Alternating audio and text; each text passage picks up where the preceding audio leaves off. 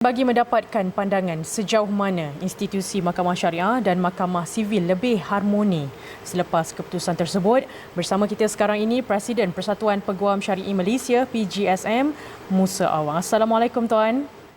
Waalaikumsalam warahmatullahi wabarakatuh. Baik Tuan, dilihat dari keputusan itu, dikatakan bidang kuasa sivil dan syariah lebih harmoni.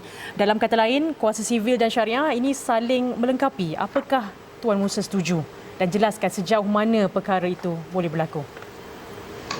Terima kasih. Assalamualaikum warahmatullahi wabarakatuh. Jadi sebenarnya bila kita bercakap tentang perkara ni, isu dia bagaimana kita melihat satu keadilan itu ditegakkan, sama ada dalam institusi mahkamah syariah ataupun mahkamah sivil.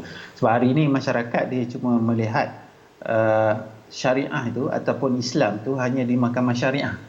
Sedangkan kalau kita pergi lebih jauh, keadilan tu bukan semestinya diputuskan oleh mahkamah syariah. Kadang-kadang apa yang diputuskan di mahkamah sivil tu lebih Islami berbanding dengan apa yang diputuskan oleh mahkamah syariah. Masyarakat kena sedar tentang perkara itu, dan dari segi mengharmonikan apa yang berlaku dalam kes ni Eling tu sebenarnya, kalau kita lihat apa yang dicatatkan dalam alasan perhakiman itu, sebenarnya Mahkamah Sivil mengiktiraf kedudukan Mahkamah Syariah itu di bawah bidang kuasa negeri, dan apa yang diputuskan dalam kes ni Eling itu sebenarnya bukan satu usaha campur tangan ataupun menyatakan bahawa Mahkamah Syariah itu tidak ada bidang kuasa. Tidak, sebenarnya hanya mahkamah melihat dari segi peruntukan undang-undang yang ada di dalam enakmen jenayah syariah negeri di Kelantan khususnya tahun 2019, adakah bertindan ataupun redundan dengan apa yang telah ada di peringkat undang-undang persekutuan. Itu yang mahkamah putuskan. Kalau kita melihat ini dalam bentuk yang positif, sebenarnya dia membuka satu ruang atau merintis jalan kepada pihak kerajaan persekutuan dan juga kerajaan negeri untuk memperkukuhkan lagi undang-undang yang sedia ada, dengan melakukan beberapa pindaan ataupun melakukan penambahan kepada undang-undang baru ataupun peruntukan baru berkenaan dengan kesalahan jenayah syariah itu. Ya. Dan baik, Tuan Musa sendiri menyentuh mengenai penambahbaikan Mahkamah Syariah. Bidang kuasa hukuman kes jenayah Mahkamah Syariah ini terbatas di bawah Akta Bidang Kuasa Jenayah Syariah 1984. Ini tanggungjawab Parlimen. Apakah perlu gesaan kepada ahli-ahli Parlimen untuk bersama untuk naik taraf hal ini dalam erti kata memperkasa Mahkamah Syariah? Saya melihat dalam perkasakan bidang kuasa Mahkamah Syariah ini, yang kita sekarang terikat dengan Akta Bidang Kuasa Mahkamah 1984, dengan menetapkan bidang kuasa itu hanya sekadar 5,000 denda atau penjara 3 tahun atau sebatan syariah tidak lebih 6 kali.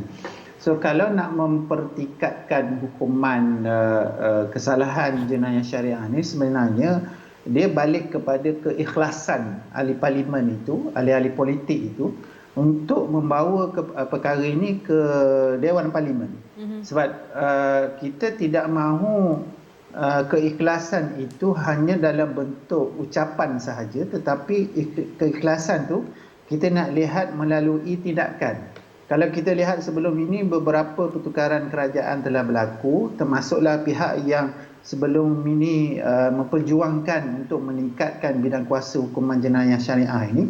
Tapi bila diberi kuasa, kadang-kadang mereka itu leka ataupun mereka lupa dengan perjuangan itu. Sebenarnya itu balik kepada keikhlasan ahli-ahli parlimen ini.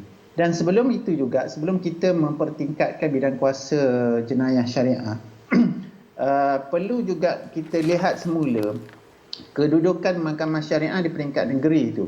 Maksud saya dengan memperkemaskan dahulu kedudukan Mahkamah Syariah di peringkat negeri itu, sama ada dari segi pentadbirannya, dari segi undang-undang acara dan sebagainya, dari segi kedudukan hakim-hakim syariah, perjawatan dan sebagainya. Begitu juga dengan infrastruktur mahkamah itu sendiri. Sebab ada setengah-setengah negeri yang maaf saya sebutkan sini, masih lagi menyewa di kedai, di lot kedai. Itu satu perkara yang kerajaan negeri kena lihat bagaimana mereka hendak memperkasakan undang-undang syariah itu. Baik. Dalam bentuk negeri, apa yang sepatutnya negeri lakukan. Baik, Tuan Musa, secara ringkas, kalau untuk bergerak ke hadapan, mungkin sedikit nasihat kepada orang luar yang mengeluarkan kenyataan dengan cuba memburukkan lagi keadaan selepas keputusan berkenaan. Silakan, Tuan Musa.